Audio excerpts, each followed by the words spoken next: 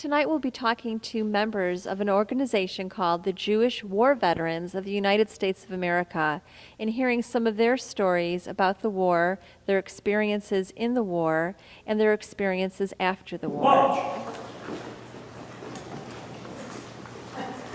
Honor God and follow me in the Pledge of Allegiance. Present arms.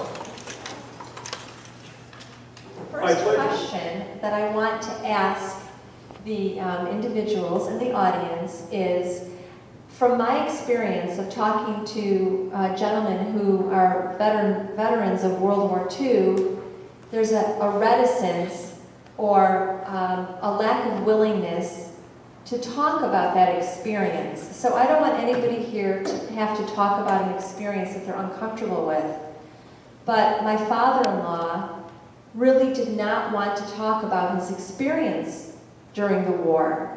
And so I'd like to know if anybody can tell me in the audience why it is that veterans of that war don't want to talk about that experience.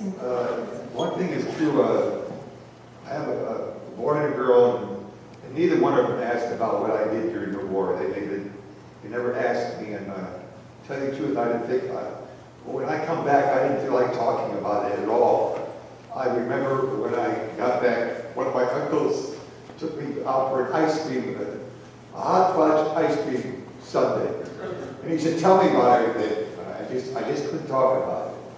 But at any rate, I took my training, of all places, a beautiful spot in Miami Beach, Florida. I was in the Army Air Force. And I had a sergeant that trained me. And I was very homesick at the time. And he could tell the expression on my face, and he'd come right up to me, right up my nose, and scream at me and spit all over my face. But at any rate, he made an adult of me. And then I went to, you have to get so many hours in the air before you go overseas. And I was in the bombers squadron. And I went to Springfield, Mass. And while putting in my hours for Air Force to go overseas, I used to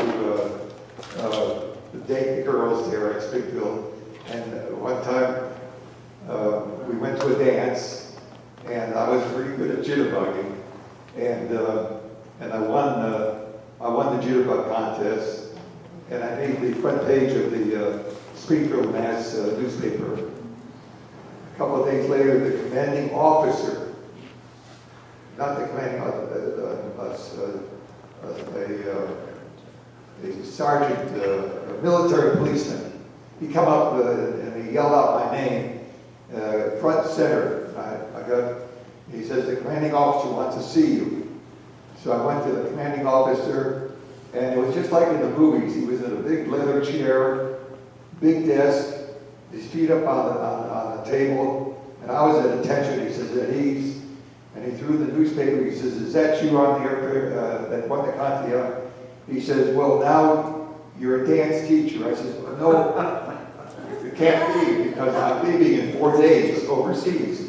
That's canceled, because a lot of the fellas are not going to town because they don't know how to dance, and I want you to become a dance teacher. So I did that for about 2 months. To tell you the truth, what makes me feel bad about it, I trained with a crew all the time with this crew, and they went over without me, and they were shot down, and I lost all of the crew. And when I finally went overseas, I used to fly out of England, and I crash landed, and I lost 2 of the fellas of the waist gunners, and I became a spare gunner. And then I started to complain. That's bad to complain in the service, because all of a sudden I found myself on a boat from England going to Italy. So first I was in the B-24s, and then I went to Italy in the B-17s. But I did 17 missions overseas, and I do have a hard time talking about what